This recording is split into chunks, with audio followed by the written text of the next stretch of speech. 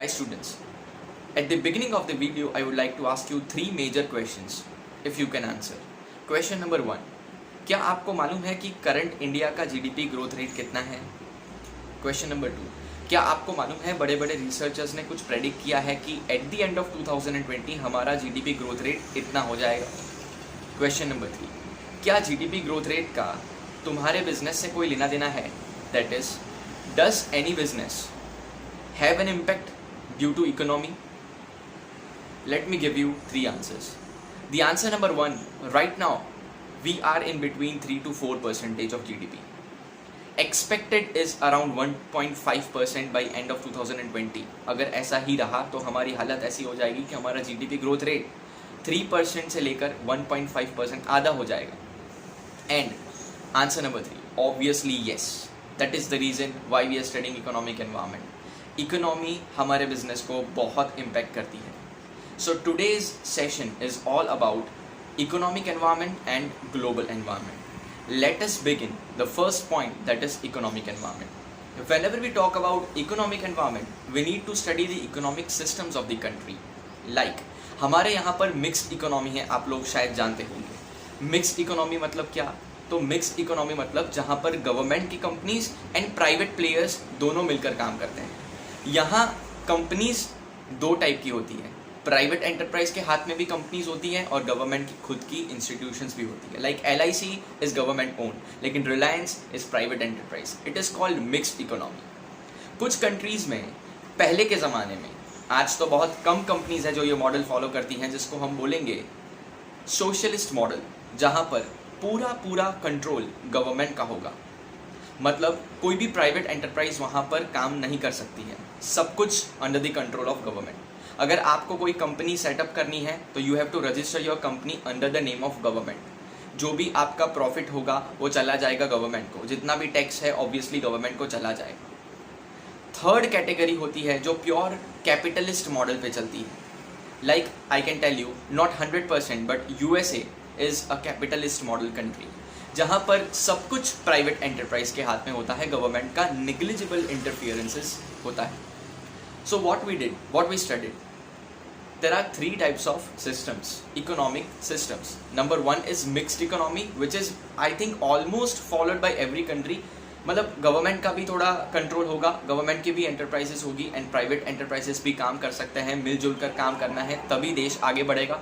That is the reason why mixed economy was introduced.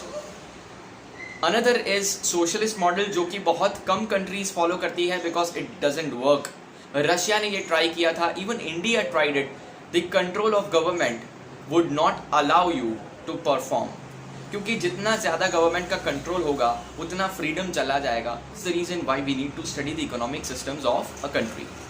Now there are also other economic factors which has a great impact on business.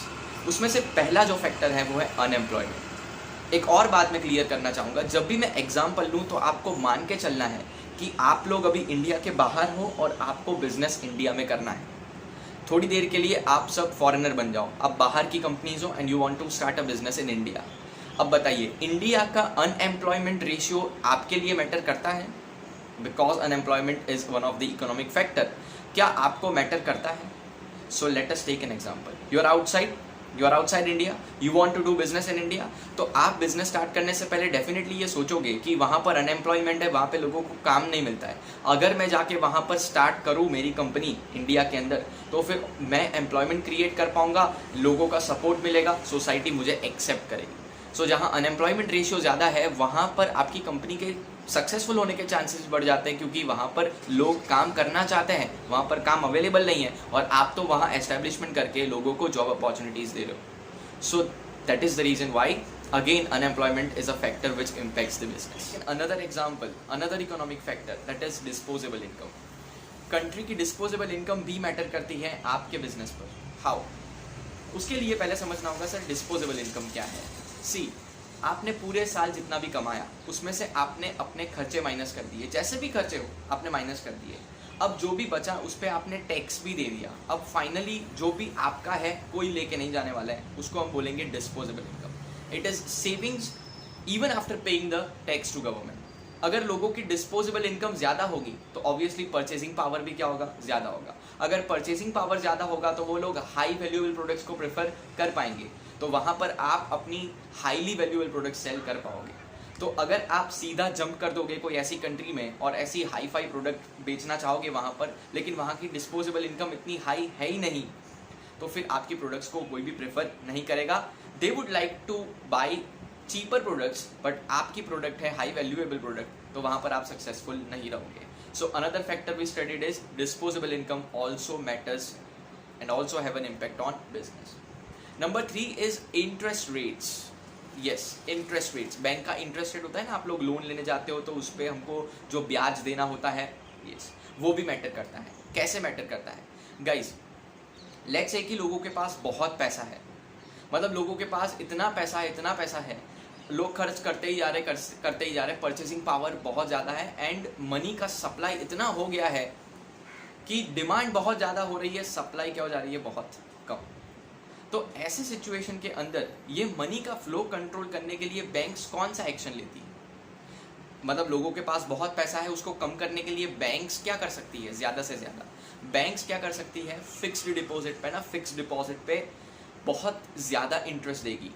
तो लोग ये सोचेंगे कि चलो bank में पैसा रखते हैं, ज़्यादा इंटरेस्ट मिल रहा है, तो लोगों के पास जो पैसा था, जो कि बहुत ज़्यादा था, वो अब चला गया कौन से सिस्टम में? बैंकिंग सिस्टम में चला गया।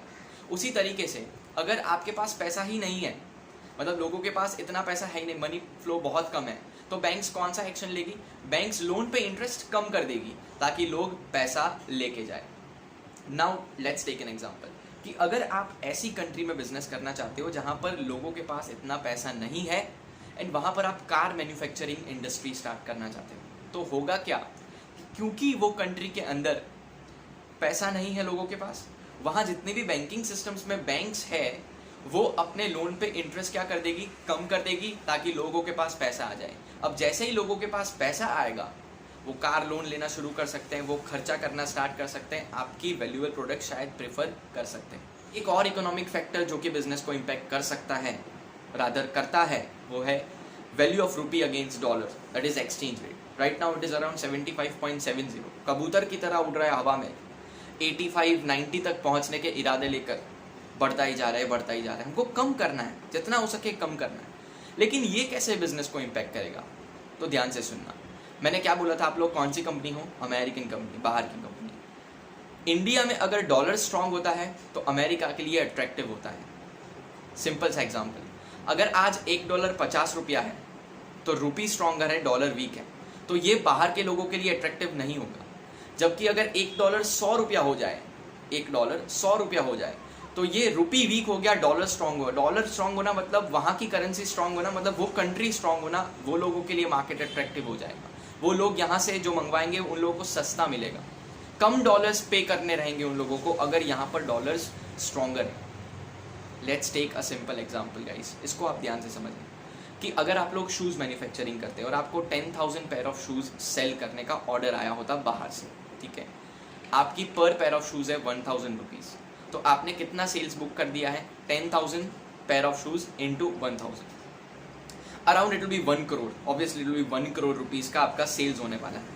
अब आपको सामने डॉलर लेने हैं, तो अगर आज $1 का भाव 50 रुपया होता, $1 का भाव 50 रुपया होता, तो आपने लेने कितने हैं? 1 करोड़। डिवाइडेड बाय आप क्या करते हैं? कितने डॉलर्स? 50 रुपया चल रहे हैं, तो करीब करीब आप $2 लाख वहाँ से कमा लेते हैं।